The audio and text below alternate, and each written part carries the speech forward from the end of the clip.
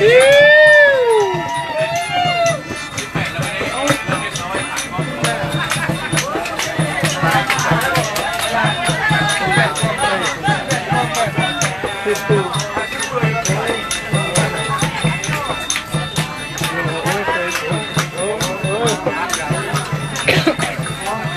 นี้บูธอาหารลาว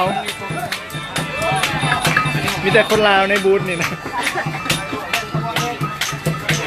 เดี๋ยวออกไปไลฟ์สดอยู่เนาะ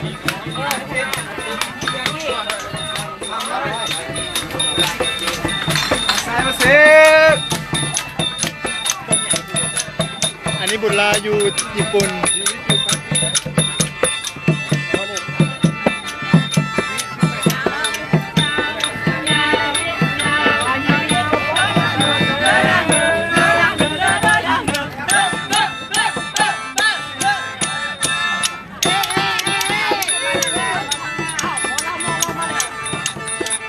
อยู่บ้านไหนบออยู่ญี่ปุ่นอยู่โตเกียว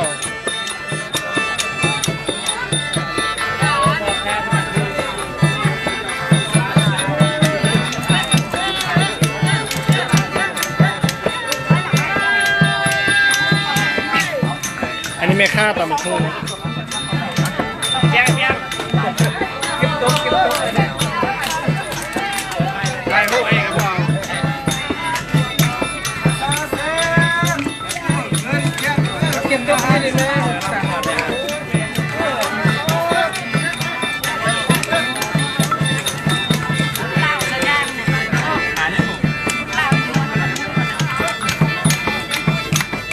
งานอย่างงานบุญลาอยู่ญี่ปุ่น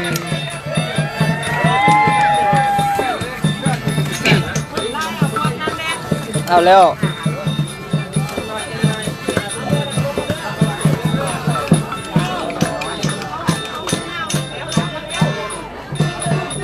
ดึงออกไหม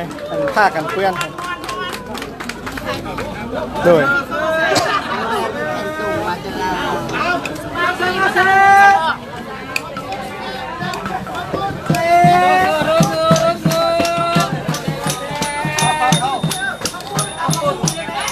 ตอบเดโทษเด้อคำตอบบททันมันคอมเมนต์มันบ่ค่อยเลื่อนขึ้นสบายดีสบายดี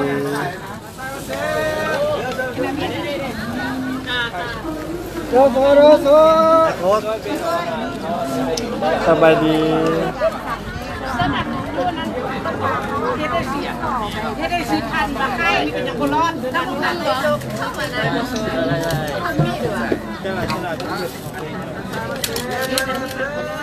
ถ้าก็เปิดการธรรมดาแต่ก็เล่าคนนี้ด้วยว่าดิเดี๋ยวจำให้ไปบ้านซื้อทำไมเจ้าได้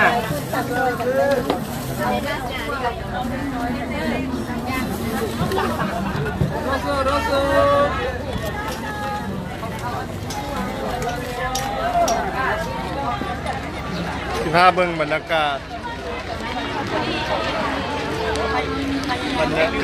อยู่โตเกียวบุญลาว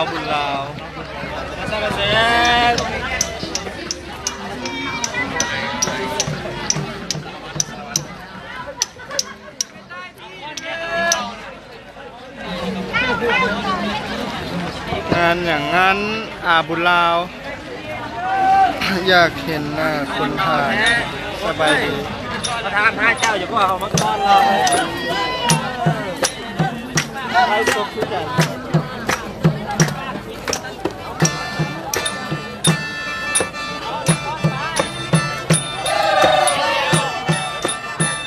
สบายดีทุกคนลาวเฟสติวัล in Japan ตาบูซาวแพทเด้อไผโมมาเที่ยวมาได้จะได้บริเวณได้ฮะ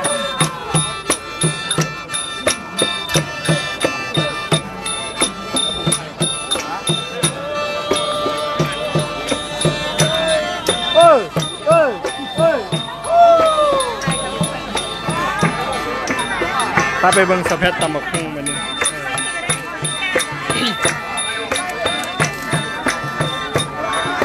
สบายดีอ้ายสบายดีตอนแม่เพชรอยู่บนเลยตอนนี้อยู่ญี่ปุ่น มีรายการน้องเพลงบ่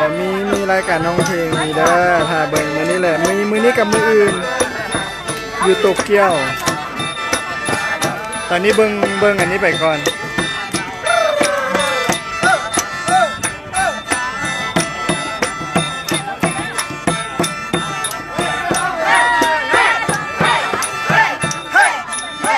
สารวันเตี้ยลงสบายดีไอ้คนเราสบายดี เสียงแคนลาวมาแล้วอันนี้นักฟ้อนลาวมาแสดงมีกุล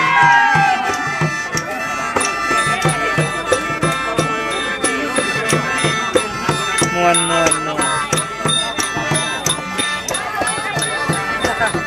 ตอนแรกสิพามันไป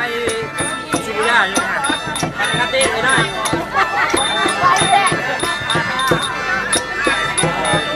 สบายดีไอ้สบายดี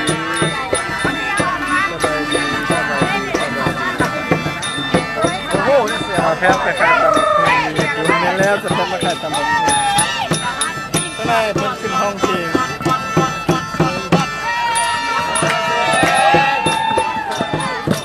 ตอนนี้แม่ข้าเมื่อยหน้าบูดตอนนี้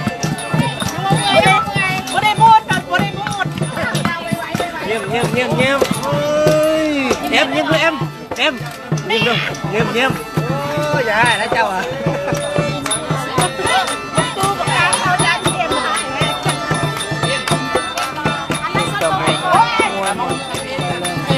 เฮ็ดปะกับตัวเฮ็ดกันไหนล่ะค่ะไปแล้วไปกินอีกคนกินแล้วไปกอง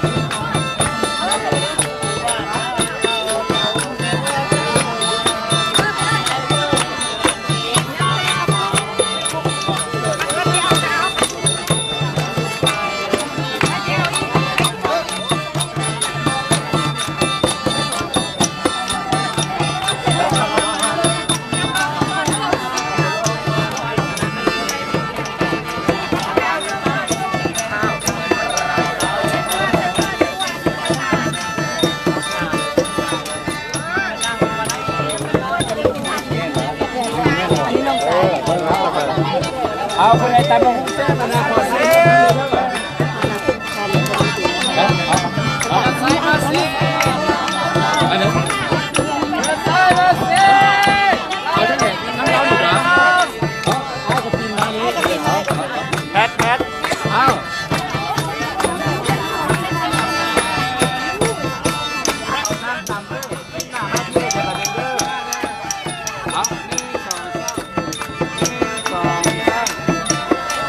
คนเชียร์อยู่ที่ไหนคนเชียร์เยอะไปไหน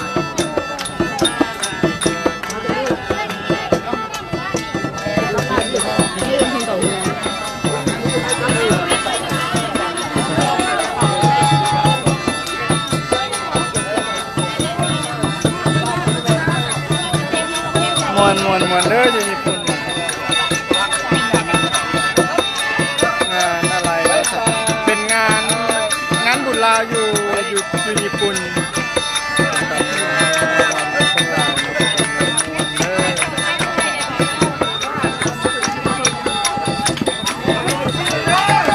ครับ1 2 3 1 2 3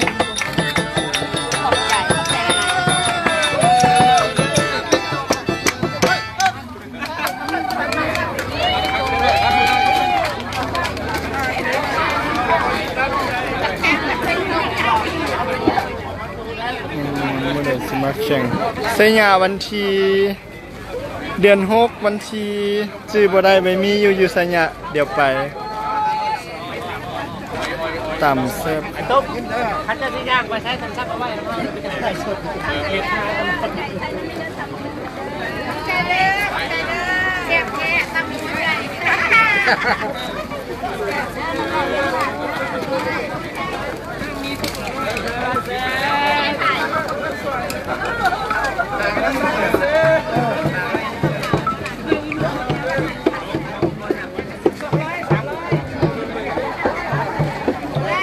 เบิ่งบรรยากาศด้านใน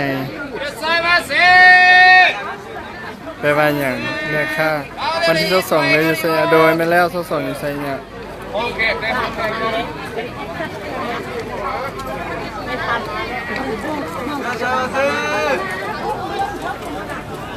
มาในร้านน้อยเอ้ยผมมาหาบอลเด็ดมาได้มาได้มันขึ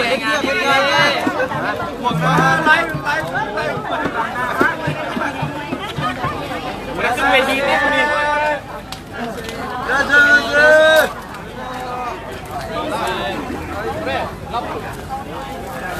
เข้าเดียวอ่ะนักการนี้ครับ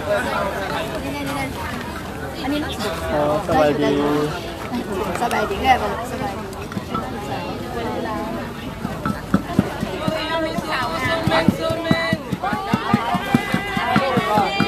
เอาพอเห็นน้องเด็กพอเห็นน้องเด็กจะได้น้องกันจะได้มาได้น้อง ไปล่าสุดตะโพกไปเด้อ มาซื้อตำบักหุ่งเด้อมาถ่ายรูปแล้วซื้อตำบักหุ่งเด้อใกล้แล้วใกล้จะซื้อแล้วใกล้จะซื้อแล้วเอากำไรขึ้นหน่อยก็เดี๋ยวละมากับอันจะหน่อยอันเดี๋ยว เปย์ให้ฟังแน่เปย์อย่างเนาะมาซิเปย์ว่าอย่าง มาเซยินดีต้อนรับก่อน ยินดีต้อนรับว่ะแม่สวะมาซิเปย์ว่ายินดีต้อนรับ ไล่เป็นเพชร การเขียนไงอยากไปได้มีทุกปีว่ะแม่นแล้วมีทุกปี เดินตัวเดินตัว ลาบ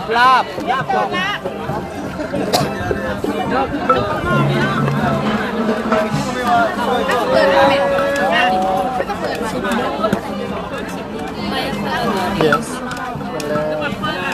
เอาปะเอาปัปปายาสลัดให้เพิ่นเด้อ1 โคกเพชรบอล หน่วยหนึ่ง หน่วยหนึ่ง น้อยหนึ่งบักเซ่บ่หน่วยหนึ่งนะ สิมาเซญะวันที่เซญะวันที่2ประเสบสมตำแซ่บโคตรแต่งหน้าแผ่นงานหลายสาวปูว่าด้วยขอบใจเด้อสาวปูงามบ่มื้อหน้าสิไปแต่งให้เด้อ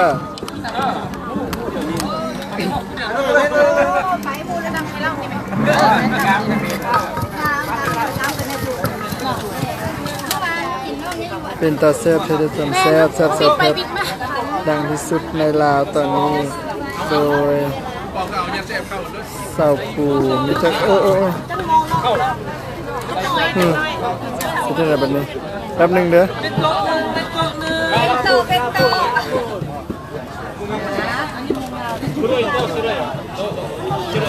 เอาสองไล่ก่อนได้อยู่ใส่แบบนี้โอ้ยถึงละ แม่นขายดีโดใส่สุดงามแท้กำลังมาสิมาขึ้นห้องเพลงแต่ยังไม่ได้ขึ้นห้องเพลงกันเลยใส่สุดนี้งามลายโดยขอบใจเด้อเอา แต่คน700ไปคนแม่เบิ่งผู้สาวตะพุงสบายดีนะอยากเมื่อเราจะทำสุกินเด้อสบายดี FC ทั้งหลายสบายดีพี่ทูมากเอาวะสบายดีเว้ยนอนลงมา น้ำผมใส่กุ้งเขามีกุ้ง เอาชื่อสิ กุ้งเนี่ยกุ้งดิบ เอาชื่อ เอามาใส่ไหมมีสมองเฮ้ยไปซื้อมาส่งเอามาจะนั่นนี่สิต่ำนั่นนี่นะ วักสมวะ เอากุ้งยังไม่ได้ปอกเลยฮะ บอกฮับบอกหุ้งมา จังหน่อยต่ำน้อยเดียว จะน่าจะเลย มาเซ โดนไงมือเจอกันด้วย ตาแซ่บให้แซ่บอเมริกาก็เลยเดินทางมาอเมริกาอเมริกาอาจจะเป็นบ่ดุนนี่แหละถ้าสปอนเซอร์อยู่ใส่สูตรตำหมักฮุงเพราะว่าเพิ่นบ่มีคนตำหมักฮุงก็เลยมาตำซอยก็เลยใส่สูตรใหม่ตำหมักฮุง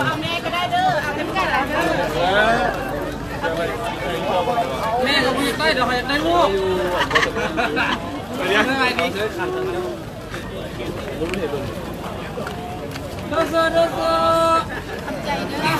างโซเมง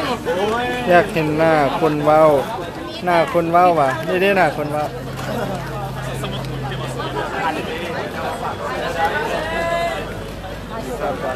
อยากตำยุใส่ ต่ำอยู่ตอนนี้อยู่ญี่ปุ่นอยู่โตเกียว งานบุญลาวอยู่ญี่ปุ่น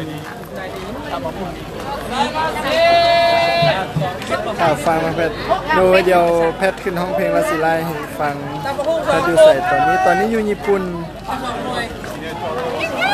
เพชรอยู่ญี่ปุ่นสบายดีตาแซ่บ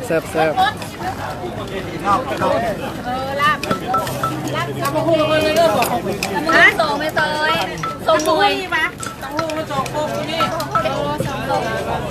โอเคเดี๋ยวบอกมาเมื่อยเฮ็ดดีส้มเฮ็ด ไปแล้ว แซ่บแล้วเนาะบอกได้ไง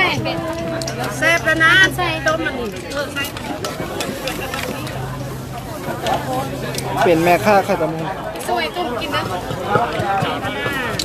เดี๋ยวเจ้ากุ้งมาช่วยตำอีก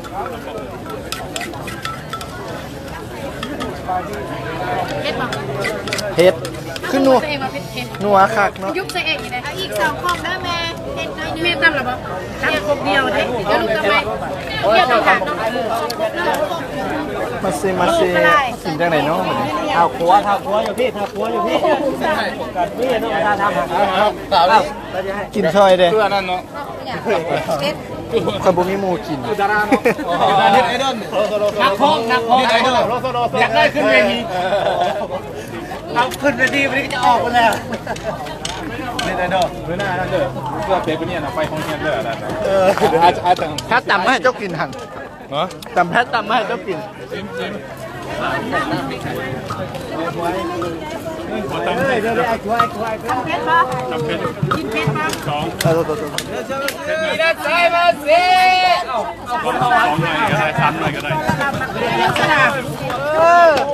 แม่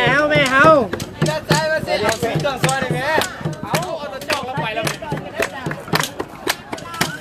มวนเด้อโทษเด้ออ่านคอมเมนต์บ่ทัน มวนลูกแพทตำเป็นตาแซ่บแพทตำแซ่บเด้อญี่ปุ่นโดยมันแล้วอยู่ญี่ปุ่นอยู่โตเกียวเป็นงานบุญลาวอยู่ญี่ปุ่นมีทุกปี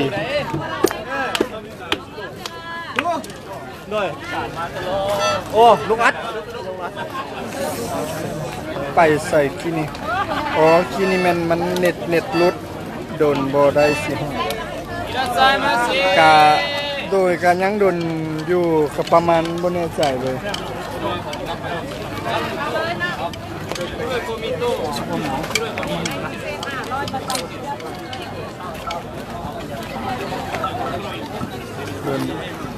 อากาศดีบ่ร้อนแล้วก็บ่หนาวพอดีอยู่เลยอากาศดีหลายตอนนี้ประมาณ12 โมงแต่ว่าอากาศดีเลยมื้ออื่นอ้ายจะไปหาเด้อโดยมาเด้ออ้ายจันสมรอากาศดีคือสิม่วนเดี๋ยวพาไปเบิ่งแพทย์ตำบักหุ่งคนซื้อเต็มเลยเล่นคิวซื้อตำบักหุ่ง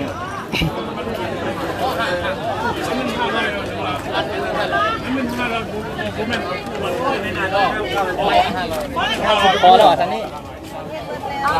อย่าใส่เย็น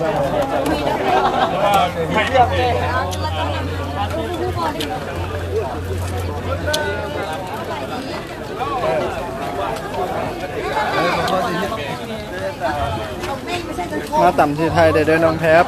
โดยเดี๋ยวมีโอกาสจากไปอยู่ไทยน้ำหนักช่องเพลงกะอีกประมาณโดนอยู่สมเสริมโอกาสมวนเด้อ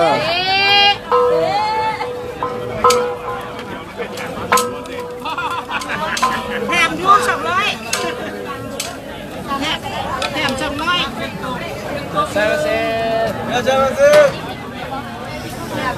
อากาศอยู่พี่คือสีเย็นพอดีอยู่อากาศดีถ้าขายเองบ่ได้ขายเองเป็นอันนี้เป็นบูธของสถานทูตลาวอยู่ญี่ปุ่นเอาลาตำเลยเด้อลาซิม เอาลาบก่อนเขาสั่งไปหันหนึ่ง แล้วคนแกงอยากไปอยู่อเมริกา เป็นเอาสามสี่ลายพดหน้าเขากินได้ของกินได้ มีญี่ปุ่นตำบักหุ่งเซลเพชรเครื่องหน่วย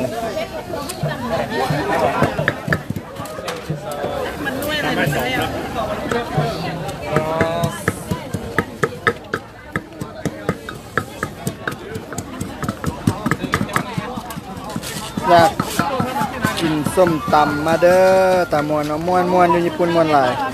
ต้องได้มาอีกละอยู่สายอยู่ญี่ปุ่นอยู่โตเกียวเทศกาลบุญลาว มูเรียวเลยมูเรียว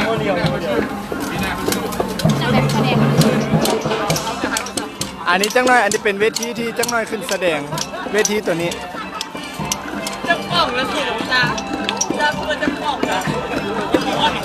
อันนี้บรรยากาศข้างนอก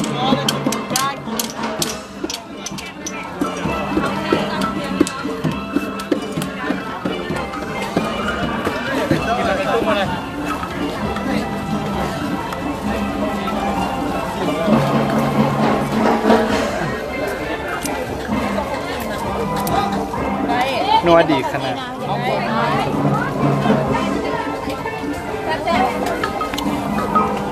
เราคล้องตามเลยนี่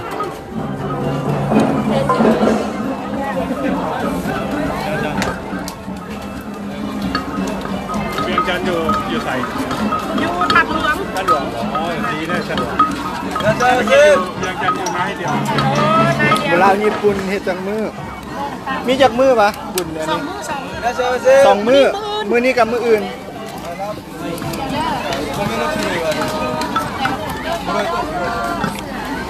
Where are you you Japan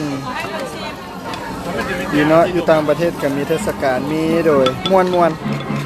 ปีหน้าสิมาอีก แล้วใส่มาสิเอาไปยังสุดได้แล้วบ่ ได้อยู่นัดไม่ดีเลย ยังว่าแต่มายังไม่ได้เช้าวันนี้ครับแต่มายังไม่ได้เช้าวันนี้สาม ใส่มาสิ ที่เนี่ยมาอยู่ตู้เย็น เพิ่นจะเฮ็ด โต๊ะสิเฮ็ดเลยว่ะ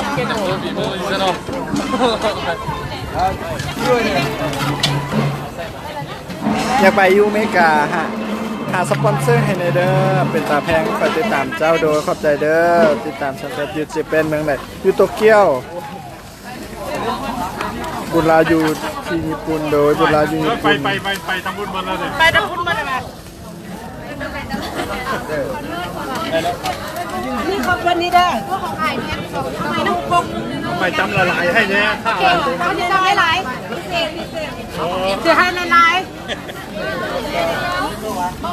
แล้วใส่มาสิ ๆแม่ผมก็เม็ดเดียวแม่ต้องไป รถหุ่นสิโมเมนต์น้องแพทเด้อน้องแพทต้องอบอัว แม่บอกได้ มาคนเป็นยัง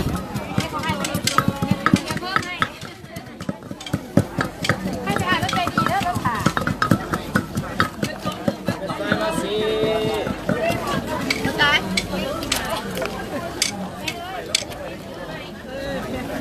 ใส่มาสิ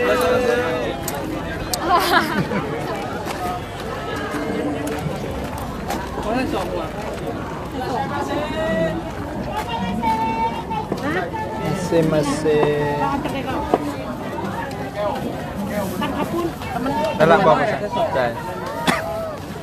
ขอบคุณจะมาคุ้งก่อน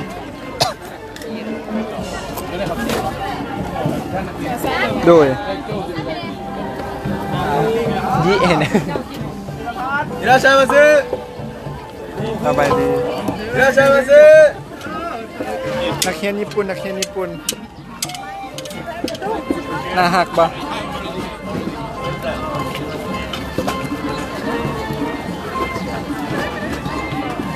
บุญลาอยู่ญี่ปุ่นแม่นแล้วจ้องมองน้องเพชรขึ้น จ้า ต่ำแล้วห้องเพลงนำแม่โดย แล้วใจ18อันยังไงไป18อันเร่งมาเลยไปแล้ว กินก็ได้บะ เอาอยากให้น้องๆไหม18อันไปดิ โทษเด้อ นี่ไอ้ไซโดซิ สมเสร็จแพทย์ก็เฮ็ดเชื้อซาด give us some sausage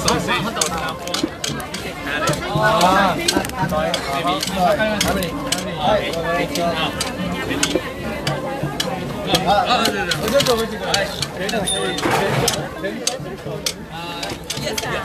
อาใส่กรอกซิปแผ่นซอยแล้วใส่กรอกซิปแผ่นซอย อันนั้นกลับไปกลับมานะ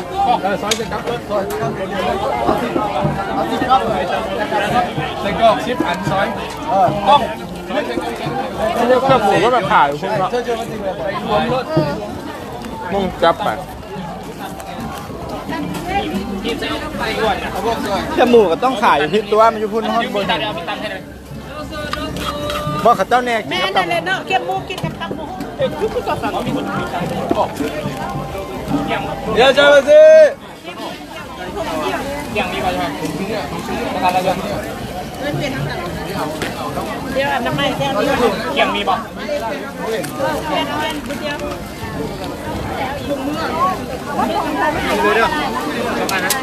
สบายดีอยู่ไหนอยู่ญี่ปุ่นสบายดีอบอุ่นซัมอยู่ลาวโดยแมนมวนอยู่ญี่ปุ่นคนลาวหลาย มาเด้องาม เอาซอยนั้นครั้งนี้ไม่ซอยตัวนั้น เกียงไม่มีแป๊บเดียว พอเห็นแล้วนั้นซอยลวงนี่ มันหักแล้วมันไม่มีเกียง ฮักกับซอยลวงนี่ ลูกเขียวผมไม่เขียว เทียมไทยเอามาสองอันนะ ซอยใส่ มันไม่มีเกียง บิตัด 800 เกียงไม่มีไอ้ มาเด้อสบายดี มึงซอยมิตัดดีป่ะ ซอยตัวนี้ก็ได้นะ ลาบ เอาเข้า เดลาอยู่นี่ เข้ามาให้เป็นการนะ เอาลาบให้เพิ่นหน่อย ตั้งให้รัฐบาลพูดตั้งให้ พวกเฮ็ดเด้อพวกเฮ็ด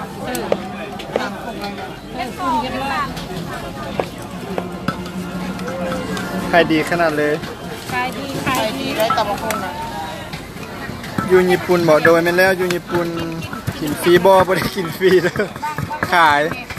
คนญี่ปุ่นก็จะมักกินตำบักหุ่งไม่นแล้วมาห้องเพลงแต่ว่ายังบ่ขึ้นยังบ่ฮอดโมงขึ้นเทื่อ บอกกูสิไปเอาเบิ้งตัดไฟหน่อยนะ